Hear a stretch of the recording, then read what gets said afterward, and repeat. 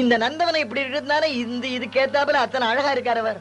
அதை நான் தானே கண்டுபிடிச்சேன். நீ பாத்தியோ எத்தனாலும் இப்படி ஒரு பிள்ளை இங்க இருக்காரு, நீ பாத்தியோ? நான் தான் பார்த்தேன். அவர் பேசல, அவரை பேச வைக்கணுங்கிற ஆசை எனக்கு தான் வந்திருக்கு. அதை நான் செய்ய போறேன்.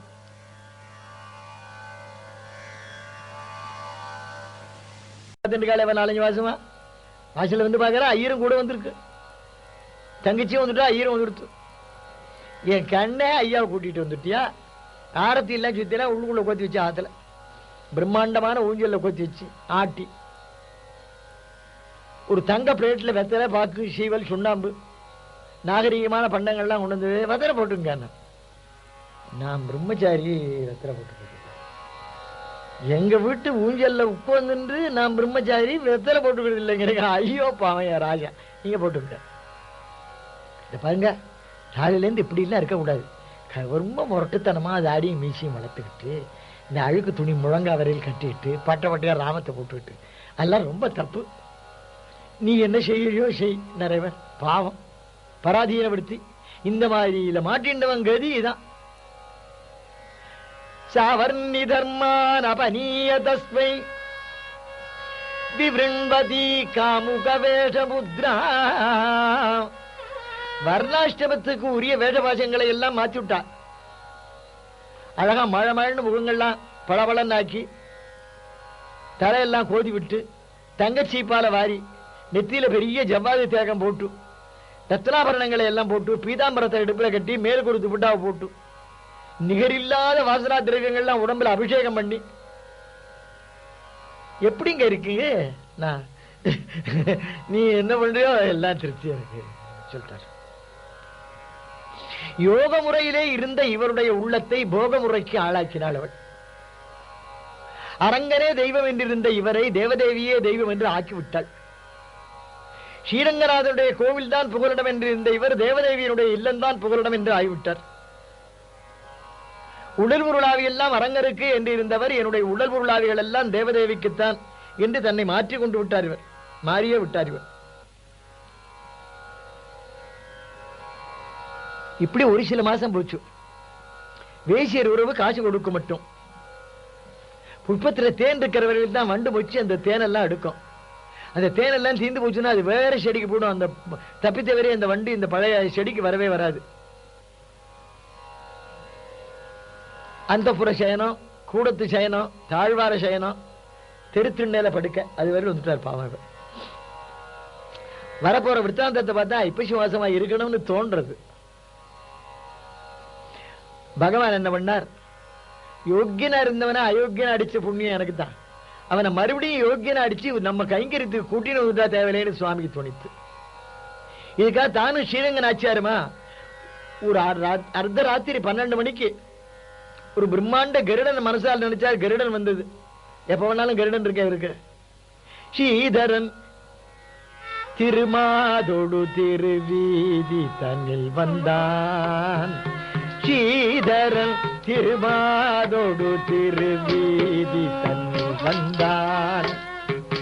ஸ்ரீதரன் திருமாதோடு திருவீதி தன்னில் வந்தான். சீதகத்திடும் வீரசாரங்கள் சீதகத்திடும் வீரசாரங்கள் சீகடும் பூலோக வைகுண்டன் ஸ்ரீரங்கன் ஸ்ரீதரன் திருமாதோடும்.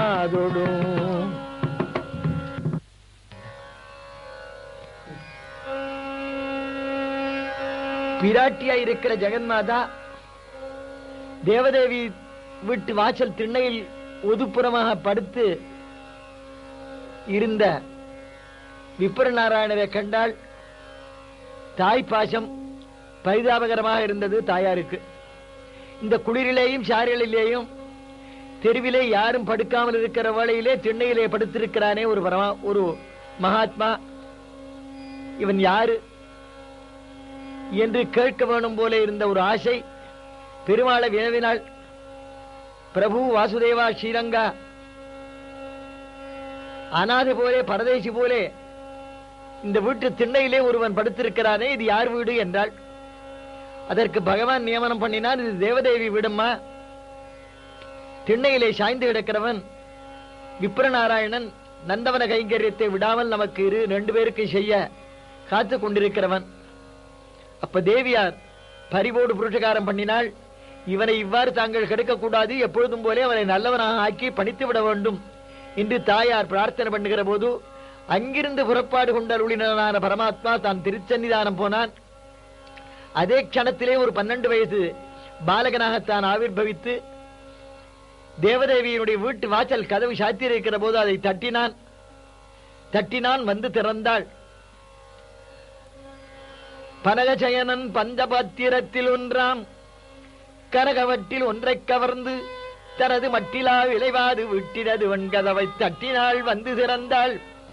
திறந்து பார்க்கிற போது ஒரு பாலகன். நீ யார் என்கிறாள். நான் ரங்கதாசன், விப்ரநாராயணனுடைய தூதன் என்கிறான். எங்கு வந்தா என்றால், இந்த வட்டில உங்கள்கிட்ட கொடுத்துட்டு போச்சு வந்தேன், இதை எங்க எஜமானம் தர சொன்னார் உங்கள்கிட்ட என்று. அதை வாங்கி வைத்துக் கொண்டாள். ஏக உபச்சாரம். விப்ரநாராயணனுக்கு திண்ணையிலே படுத்திருந்தார், சாரலிலே என்றெல்லாம் உபச்சாரங்கள் எல்லாம் பண்ணி உள்ளே அழைத்து வந்தால் சயனித்தார். கடைசி நாள படுக்க தேவதேவி திருமாளிகையிலே இருக்கு. மறுநாள் பொழுது புலர்ந்தது. சந்நிதியை திறக்கிற போது பூஜா பாத்திரங்களில், சொர்ணமயமான பாத்திரங்களில் 5 வட்டியில் 1 காணாமல் போன போது கோவில் சிப்பந்திமார்கள் எல்லாம் அதிகாரியிடத்திலே புகார் பண்ணினார்கள். அதிகாரி விசாரித்து ஓரளவிலே உளவு தெரிந்தது. தேவதேவி வீட்டில் இருப்பதாக கண்டுபிடிக்கப்பட்டது. தேவதேவி வீட்டுக்கு போனான். களவாடப்பட்டது என்று சொல்லப்படும்படியான ஒரு பாத்திரத்தை தான் வாங்கினான். ஆலயத்தை திருப்பி அமைத்தான். இவரை அரசனுடைய சபாஸ்தானத்துக்கு எடுத்து போனான். அரசனுக்கு எல்லமீறின கோபம் வந்தது இந்த பிராமண சிறுவனை கண்டு. உத்தமகுலத்திலே பிறந்த நீ பஞ்சமகா பாதகத்தை ஒன்றாயிருக்கிற சொர்ணஸ்தேயம் என்ற காரியத்தையும் பண்ணி, தெய்வீகமான துரோகத்தையும் பண்ணி, இதை கொடுக்கறதுக்கு ஒரு சத்பாத்திரம், ஒரு தாசி பார்த்து கொடுத்தியடா பையா. உன் புத்தியாலித்தனத்தை யாரால வர்ணிக்க முடியும்? இவர் வாதாடுறார். நான் திருடல்ல சுவாமி, நான் கோவிலுக்கே போகல, கோவிலுக்கு போகாத இருந்த கஷ்டத்தை தான் இப்ப அனுபவிக்க என்று தேவதேவியையும் கூட்டி விசாரித்தான்.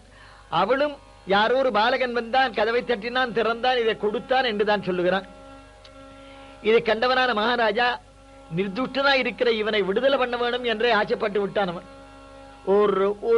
ஒரு நாள் 2 நாள் ரிமாண்ட்ல வச்சு பகவான் கனவிலேயே வந்து மகாராஜாவுக்கு சொல்லிவிட்டான், சொர்ணபாத்திரத்தை எடுத்தது நான் தான், தேவதேவிக்கு தந்தது நான் தான், அவனுக்கு விடுதலையை உத்தரவு பண்றது நான் தான், அவனை விட்டுடு என்றார். அவர் விடுதலை அடைந்தவராயிருக்கிற விப்ரநாராயணன் என்கிற பெயரைத்தான் ஒழித்துக் கொண்டார்.